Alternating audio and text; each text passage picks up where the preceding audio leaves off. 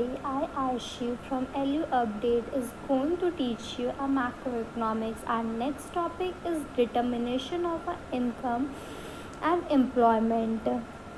First, we have to know what is aggregate demand. Aggregate demand is a total amount of goods and services demanded in an economy. It also refers as a desired or a planned demand by the peoples. There are one formula to calculate aggregate demand is equals to the consumption plus investment plus government expenditure plus net export. Net export we can calculate by export minus import. Then there is a consumption function. First we have to understand what is consumption function. Consumption functions state the functional relation between the income and the consumption.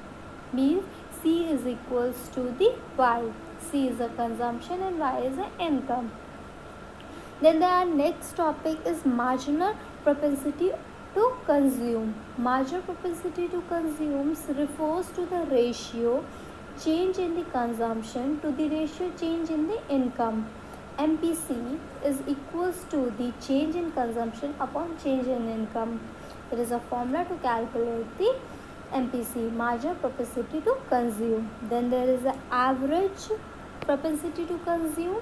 Average propensity to consume refers to the proportion of the income devoted to the consumption. APC is equals to the C upon Y, consumption upon income. Then our next topic is the aggregate supply. Aggregate supply also the same. Aggregate supply refers to the production of a commodity that is produced in the economy at a given period of a point of a time, which is measurable in the term of a value added. And the formula is how we can calculate the aggregate supply is equals to the consumption plus saving. Then there is a next topics, excess demand or inflation. We know the inflation. Inflation is a situation where the prices of goods and services increases in the economy. Excess demand. Excess demand is a situation when the difference between actual aggregate demand and aggregate output corresponding to the full employment is known as an excess demand. And what are the causes of excess demand?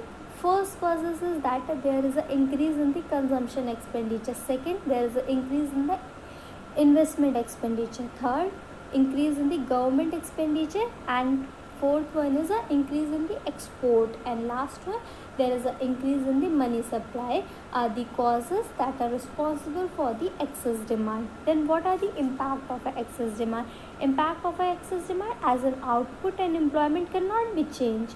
So ultimately pressure is on price. Therefore, the inflation situation arises in the economy. Then the next is regulation of a marginal requirement.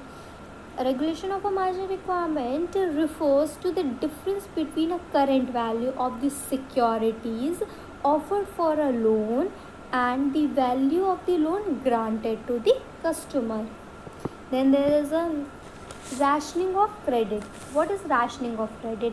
We all know this is a measure that is undertaken by the RBI, Reserve Bank of India, to limit or deny the supply of a credit based on the investor credit worthiness and an increase in the loan demand. And we can say in the other word, it is a situation where the central bank deny credit to the borrower who wants funds and are willing to pay a higher interest rate. Then there is a multiplier.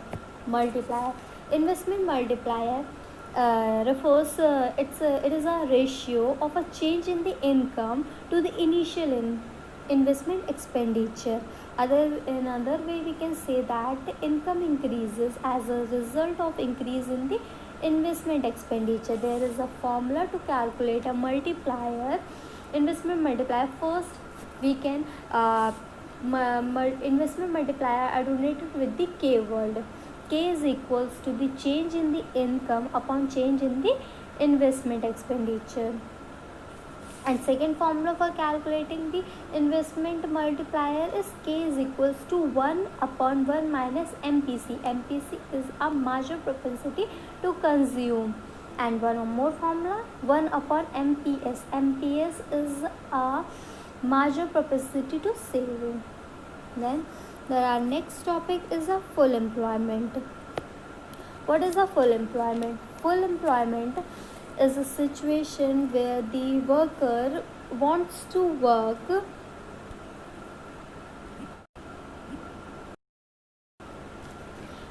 what is a full employment?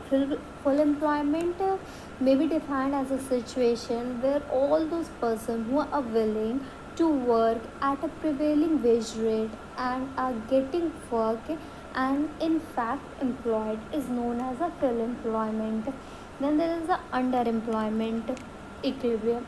First we have to understand what is underemployment. Underemployments occur when a people does not work full time or take a job that does not reflect their actual training. uh, Underemployment equilibriums occurs when there is a situation where the aggregate demand is equals to the aggregate supply at where the resources are not available in full employed. Then there is a effective demand. What is an effective demand? Effective demand is a level of aggregate demand required to achieve the full employment equilibrium. Then there is a government budget. Then there is government budget. First we have to understand what is government budget. Government budget is a financial statement describing in detail estimated receipt and proposed expenditure by the government under a various head of financial year. Financial year we know that started from 1st April to 31st March, ended on 31st March. And then there are the following characteristics of government expenditure. First, it is estimated and not a real statement. It is an estimated statement, not a real statement. Then it is prepared annually, and last one, the budget is presented on the last working day of Feb. Then there is a budget. Budget are divided into two parts. We know that a revenue and capital. Revenue are subdivided into two, that is a revenue receipt, revenue expenditure, and capital are subdivided into, that is a capital receipt and capital expenditure. First we have to understand what is a revenue receipt. Revenue receipt refers to the revenue receipts of the government are those receipts which are non-redeemable in nature, that cannot be redeemed, and they created no liability on the government. And these revenue expenditure are divided into two, that is a tax revenue and non-tax revenue. Tax revenue such as income tax, excessive duty, income tax, sales tax, etc. are the example of a tax revenue. And non-tax revenue, for example, interest receipt and profits of the public sector are the examples. Then there is a next is a revenue deficit. What is revenue deficit? Revenue deficit is denoted the difference between a revenue receipt and the revenue expenditure. There is a one formula to calculate a revenue deficit is equals to the revenue expenditure minus revenue receipt. When the situation occurs when the excess of a revenue expenditure of the government over its revenue receipts. Then there is a implication of the revenue receipt. What are the implications of the revenue receipt? The first, revenue deficits indicate that a government current financial status, and second, a higher borrowing put a pressure on a revenue expenditure in the form of an interest payment. And last one is that revenue deficit may lead to the inflationary situation in the economy. Then the next topic is Fisher deficit. What is a physical deficit? Physical deficit is the excess of a total expenditure of the government over its revenue and capital receipt excluding the borrowing. There is a formula. of a Fisher deficit is equals to the totally budgetary expenditure minus revenue receipt minus capital receipt, but excluding the borrowings. And then there's the implication of the Fisher deficit is that physical deficits is the key indicator of a budgetary deficit in India. It shows that a total borrowing required of the government from all the sources, and second one is that government has to borrow to meet their deficit. This increases the future liabilities of the government in the form of paying off an interest and repayment of the loan. Then our next topic is primary deficit. What is primary deficit? Primary deficit refers to the difference between a physical deficits and interest paid by the government on its borrowing. And the formula is primary deficits is equals to the physical deficit minus interest paid. What are the implication of the primary deficit is first, primary deficit indicates a real position of the government excluding the internal interest burden, and then second, it is a measure of a physical discipline of the government, that is the way the government is conducting its financial affairs. Then there is a surplus budget, deficit budget or balance budget. Basically the types of a budget, basically there are three types of a budget, that is a balanced budget, second is a deficit budget, and third one is a surplus budget. First is a balanced budget. Balanced budgets occurs when the government receipts are equal to the government expenditure, then it is called as a balanced budget. Whereas a deficit budget situation arises when the government expenditure exceeds the government receipt. The budget is said to be a deficit. Then last is a surplus budget. Surplus budget is a situation when the government receipts are more than the government expenditure, then we call it surplus budget. Then there is what is a capital expenditure. We have to know what is a capital expenditure. Capital expenditure are those expenditure of the government which leads to the creation of a physical and the financial assets, creation of a physical and financial assets, and reduction in the financial liabilities such as land, building, machinery, equipment, share, etc. And then our next topic is tax. We all know that tax is a compulsory payment that is imposed by the government to the public, and it is necessary to pay to the government. And then there is a capital budget. What is capital budget? Capital budget comprises the capital receipt and the capital expenditure of the government. Then there is a revenue budget. What is a revenue budget? Revenue budget shows the revenue receipt of the government and revenue receipt of the government and expenditure made for these revenue receipts. Then there is a zero primary deficit. Means zero primary deficit is a situation when the primary deficit is zero. The physical deficits become equal to the interest paid. This means that a government has resort to borrowing just to pay off their interest payment, nothing added to the existing loan. Then there is what is a BPO? BPO is the balance of payment. Balance of a payment, we know. Balance of a payment is a situation, is a statement of all the economic transaction between the resident of one country and the resident of the another country during a year.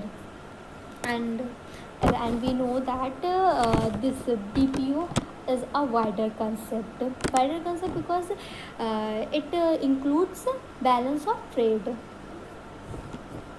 And then what is a balance of a trade? Balance of a trade is refers is a situation when the difference between the import and export of the goods, and it is a component of BPO. It is a component of a balance of payment. Then our next topic is capital and current account. What is a capital account and current account? Current account transaction include export and import of a visible and invisible items and unilateral receipts and the payment in the BPO of the country, balance of payment of country. Whereas capital account include a capital transaction in balance of payment of a country. Whereas current account, it does not generally generate any future liability in the respect of an internal payment. It does not create any future liability. Whereas a capital account, it's generate a future liability of the country in the respect of external payment. Then there is a what is foreign exchange? Foreign exchange rate. Foreign exchange rate is a rate at which the currency of a one country is exchanged with the currency of the another country. Then there is a foreign exchange rate have a two, that is a foreign exchange market and fixed exchange rate. What is a fixed exchange rate and flexible exchange rate?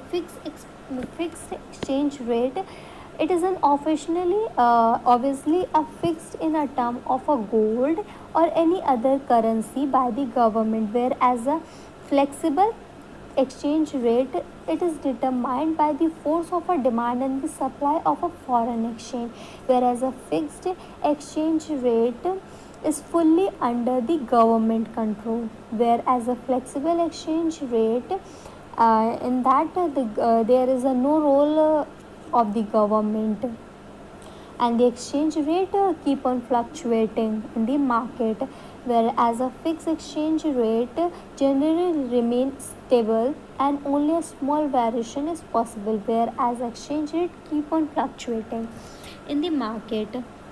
Then there is a what is flexible exchange rate system. Flexible exchange rate system is a exchange rate system is a rate at a point where the demand for and supply of a foreign exchange is equal.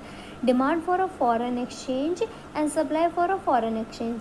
Demand for a foreign exchange, there is an inverse relation between a exchange rate and demand for a foreign exchange. There are the factors that are responsible for the demand. First one is that import of a goods and services. Second one is the repayment of their interest and the loan. Third one is sending gifts to the foreigners. Fourth one is purchasing financial assets in the other country.